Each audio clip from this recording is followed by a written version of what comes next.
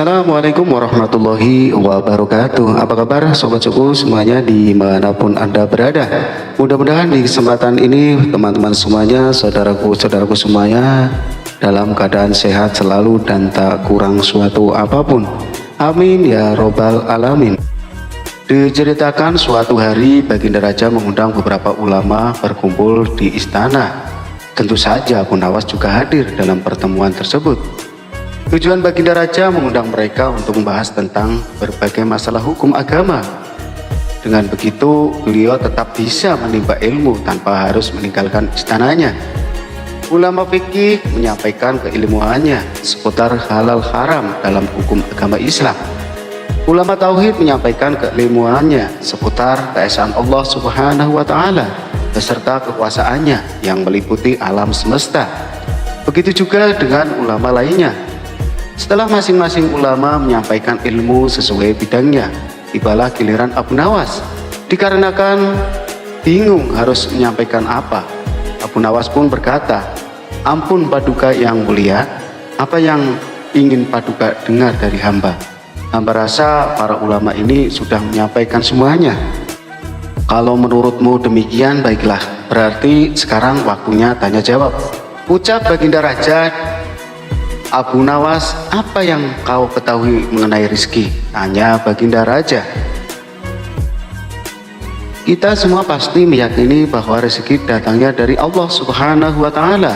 Sebagaimana dalam firman-Nya, tidak ada suatu binatang melata pun di bumi melainkan Allah lah yang memberi rezekinya. Jelas Abu Nawas. Rezeki itu bisa datang dari mana saja, Paduka. Kita sebagai manusia cukup bertawakal dengan benar. Niscaya rezeki akan datang kepada kita. Lakukan yang menjadi bagianmu. Selanjutnya biarkan Allah mengurus lainnya. Ini berdasarkan hadis Nabi yang berbunyi, "Andai kalian bertawakal kepada Allah sebenar-benarnya tawakal, niscaya Allah akan berikan rezeki kepada kalian sebagaimana Dia memberikan rezeki kepada burung yang pergi dalam keadaan lapar lalu pulang dalam keadaan kenyang," papar Abu Nawas. Ternyata pandangan Abu Nawas mengenai rezeki tidak sama dengan para ulama yang hadir. "Wahai Abu Nawas, seandainya seekor burung tidak keluar dari sangkarnya, bagaimana mungkin ia akan mendapatkan rezeki?"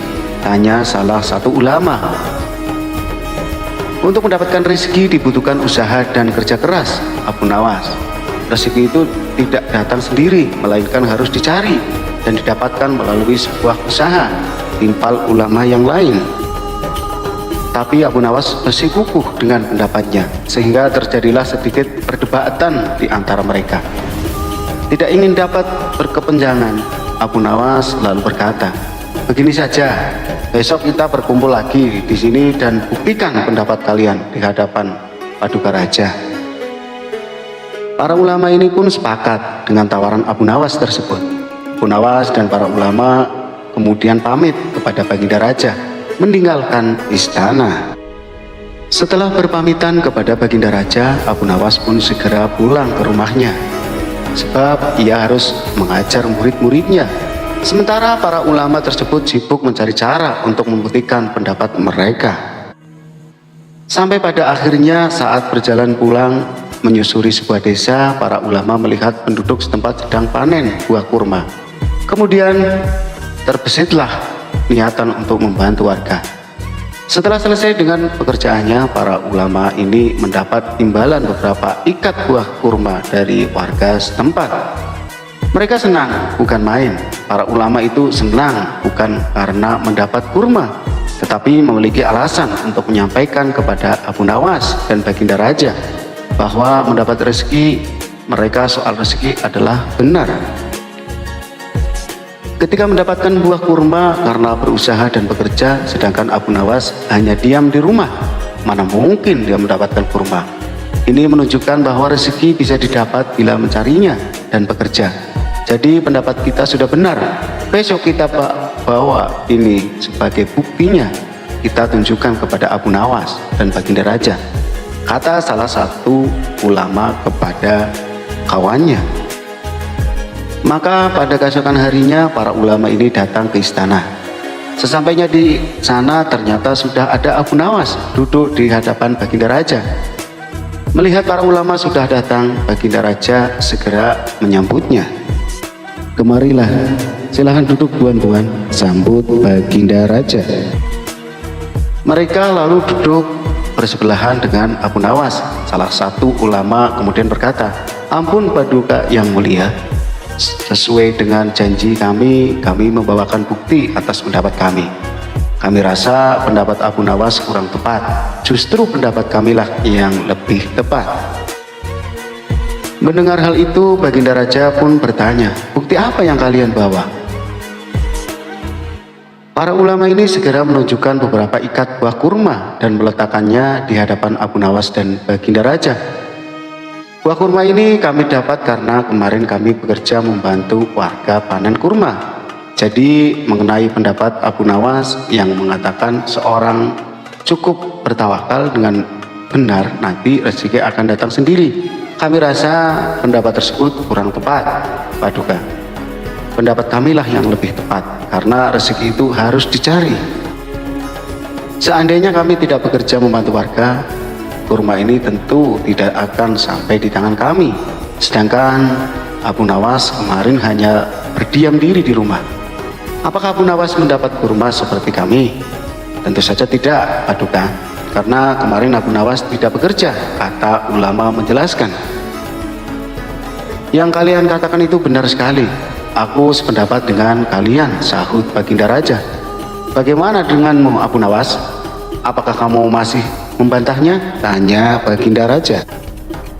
Mendengar itu, Abu Nawas hanya tersenyum seraya mengambil kurma dan mencicipinya. Kemudian ia berkata, "Kemarin aku memang hanya di rumah seharian karena aku harus mengerjakan tugasku sebagai guru, yaitu mengajar murid-muridku. Hari ini saat kalian bercerita tentang kurma, tiba-tiba saya jadi kepingin. Alhamdulillah kalian datang bukan hanya membawa ceritanya, tapi juga buah kurmanya untukku. Bukankah ini juga bagian dari rezeki yang datang tanpa sebab seperti yang hamba ucapkan dulu, Paduka? Cukup dengan tawakal yang benar kepada Allah, niscaya Allah akan berikan rezeki. Lakukan yang menjadi tugasmu. Selanjutnya biarkan Allah yang mengurus lainnya. Hamba melakukan tugas sebagai guru, lalu Allah mengirim kalian membawakan kurma untukku." Ucap Abu Nawas tidak mau kalah. Mendengar penjelasan Abu Nawas, para ulama pun langsung tertawa satu sama lain. "Kamu memang cerdik Abu Nawas," uji Baginda Raja. Sementara para ulama ini meskipun berbeda pendapat tidak saling menyalahkan dan membenarkan pendapatnya sendiri. Begitulah indahnya Islam, apabila saling menghormati perbedaan pendapat. Mudah-mudahan ini sebagai contoh untuk kehidupan kita, teman-teman. Dan sekali lagi mohon maaf apabila bacaan kurang jelas, mohon dimaafkan. Terima kasih. Jangan lupa di like, di subscribe channel Official Story. Sampai jumpa lagi untuk video berikutnya. Assalamualaikum warahmatullahi wabarakatuh.